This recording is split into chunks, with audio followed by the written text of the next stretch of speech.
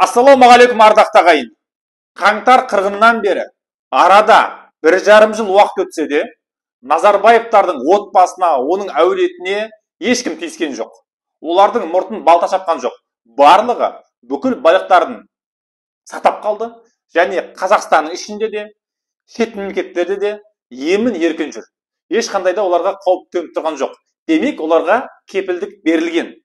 Ал енді анау Қайрат сатып алды, немесе Дариға Назарбаеваның бұрынғы құдасы Қайрат Боранбаев дегендер аз жылға сотталып жатыр, оның 6 жылға, болмас жылдарға. Бірақ олар құрбандар деп айтуға болады. Яғни келісімнің нәтижесінде қарапайым халықты, яғни Қазақстан халқын алдау үшін соларды уақытша апарып отырғызып қойды деп айтуға әбден негіз бар.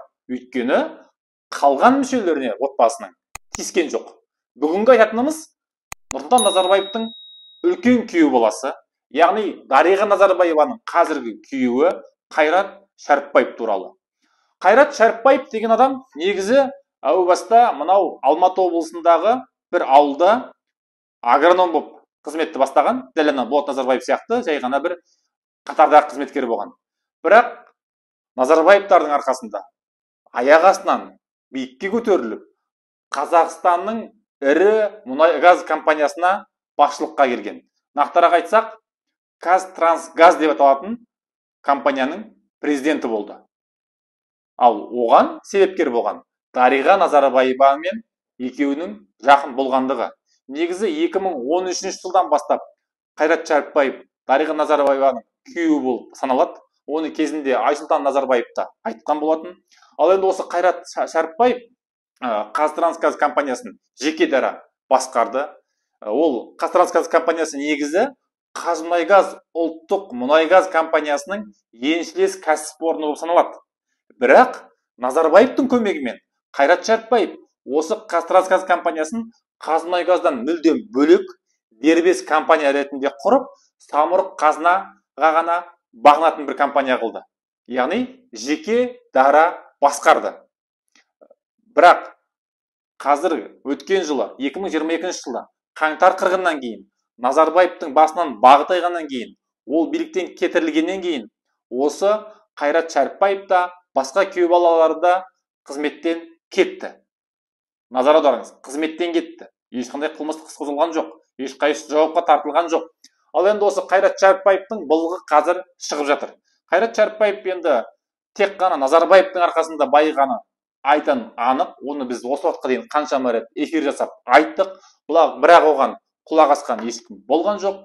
Ал енді бүгін ғана мынау Ұлыс медиа сайтына қазіргі Қазтрансгаз компаниясының басшысы, қазір Қазақгаз деп аталатын компанияның басшысы Санжар Жаркешев сұхбат беріпті. Ұлыс медиаға сұхбат бергенде ол ашық айтып отыр. Яғни бұрынғы басшылық, яғни Қайрат Шәріпбаевтар осы компанияның 937 миллиард теңгесін талан-таражға салған деп ашық айтты. Бұл долларға шаққанда 2 миллиард доллар. Бірақ 2 миллиард долларды талан-таражға салған қылмыскер, нағыз қылмыскер деп айтуға болады енді Қайрат Шәріпбаевты. Ешқандай оған қауіп төніп тұрған жоқ, ол жауапқа тартылып жатқан жоқ. Демек, Қазақстанда мынау Тоқаев белгілері айтып жүрген әділетті Қазақстан, жаңа Қазақстан, мына байлықтардың, Назарбаевтардың бүгінгі бұрынғы байлықтарын қайтарып аламыз деген сөздің барлығы бос сөз деген сөз. Текке айтылған сөз деген сөз. Өйткені Назарбаевтарға ештеңе болған жоқ, Қайрат Шәріпбаев емін-еркін жүр. Ал оның қазіргі басшысы, Қазақгаздың басшысы, ашық айтып отырғанына қарамастан, оларға қатысты ешқандай да қазір қылмыстық іс ашылмаған. Енді мынау айтатынымыз, осы Қазтрансгаз компаниясы мынау Астанадағы Бөкейхан көшесінің қиылысында, Бөкейхан көшесінің бойында орналасқан ғимаратты жалға алып отырған екен. Яғни өздері отырған ғимарат өздеріне тиесілі болмаған, осы Қайрат Шәріпбаевқа қатысты бір адамның жеке мүлкі болып саналған және жыл сайын миллиардтаған жалға төлеу ақысын төлеп отырған. Яғни Назарбаевқа арқа сүйеген Шәріпбаев жалғанды жалпағынан басып білгенін жасаған. Енді айтарымыз мынау. Дәл осы уақытта мынау Жаңаөзенде момын мұнайшылар, жұмысшылар тұрақты жұмысқа тұрғызуды талап етіп, қазір зар еңіреп жүр. Етек жастары, мына етектері жасқа толып жүр. Өйткені олар жұмыссыздықтан шаршап, Жаңаөзенде басқа жұмыс көзі жоқ. Ал сол жаңаөзендіктер тыңдамағандықтан, сол жердегі жергілікті басшылар тыңдамағандықтан олар өткен аптада Астанаға барды. Энергетика министрімен жолықпақшы болды. Тұрақты жұмысқа тұруды сұрады. Бірақ оларды тыңдаудың орнына энергетика министрі олардың алдына шықпақ тұрмақ. Керісінше, Тоқаев билігі оларды арнайы жасақпен ұрып-соғып, қамап, түнімен ұрып, келесі күні мәжбүрлі түрде Жаңаөзенге қайтарып жіберді. Ал алып қалған 10 адамды жаңағы келіссөзге отырамыз деген 10 адамды алдап соқты. Бұны олар өздері ашық айтып отыр. Демек, астынан мұнай атқалап жатқан бай Жаңаөзен қаласын қазіргі түрін сіздер көрсеңіздер шошисыздар. Қаңыраған бос дала, бір тал ағаш жоқ, жолдары ойқұс-ойқұс, ешқандай да жағдай жасалмаған. Ал енді мұнай шығып жатқан араб мемлекеттеріндегі қалалармен салыстырсаңыз, бір бейшара қала болып қалған қазір Жаңаөзен. Ал осы уақытта мұнайды сорып отырған Назарбаевтың тағы бір күйеу баласы, ортаншы күйеу баласы Тимур Құлыбаев байыған үстіне байи түсті. Осы жаңа жақында ғана Forbes журналы Тимур Құлыбаев пен оның әйелі Динара Назарбаеваның байлықтарын жариялады. Екеуінің байлығы бір жылда 1 миллиард долларға артқан, яғни байыған үстіне байи түскен. 7 миллиард 600 миллион доллармен Forbes журналының тізімінде ойып тұрып орын алған.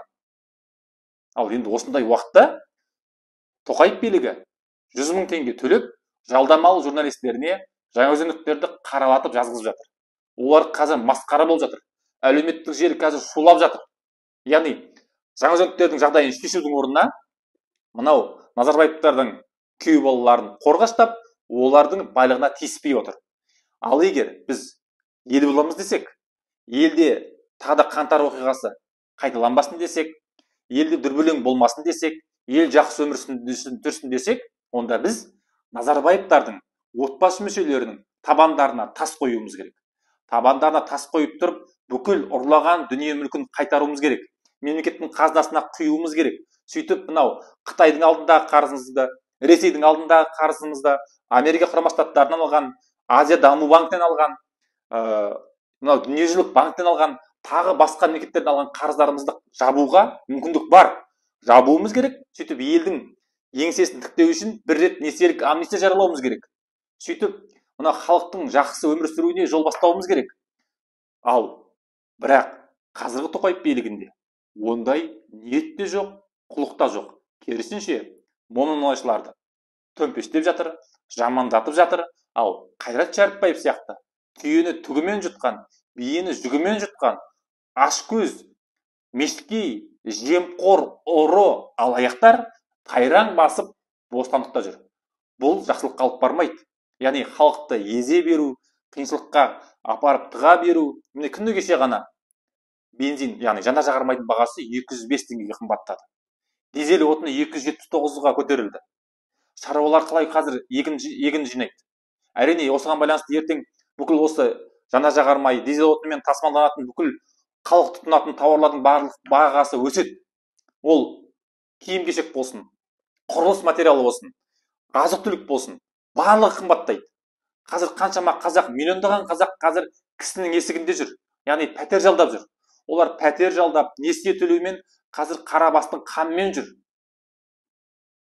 Қымбатшылық, қиыншылық, кедейшіліктің қамыты қазір мойнымызда.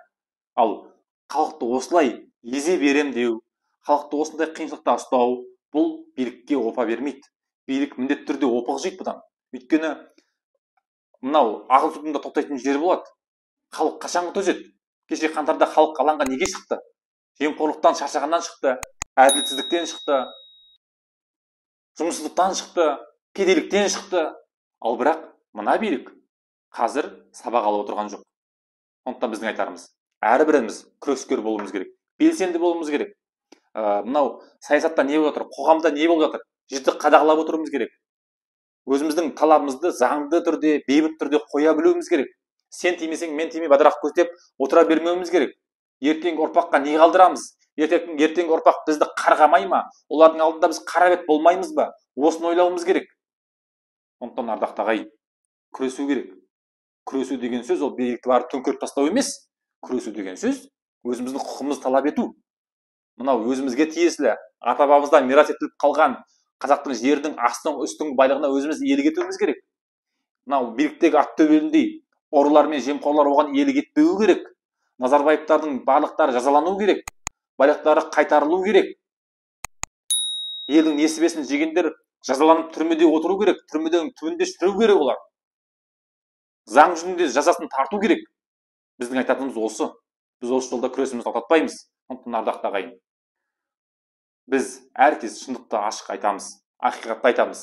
Сіздер біздің арнамызға жазылып, осы эфирді кеңінен таратып, қолдау білдіріңіздер.